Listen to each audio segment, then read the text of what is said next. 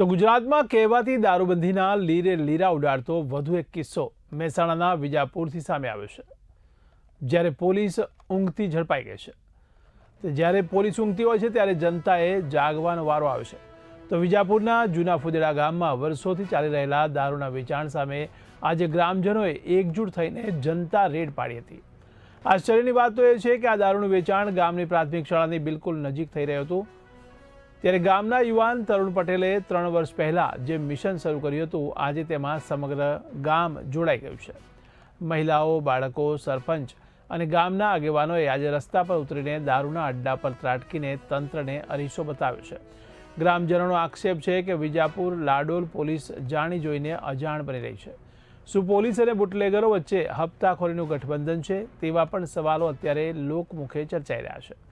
ગામ લોકોએ સ્પષ્ટ ચીમકી આપી છે કે જો પોલીસ અને વહીવટીતંત્ર તાત્કાલિક પગલાં નહીં ભરે તો આ આંદોલન વધુ ઉગ્ર બનશે।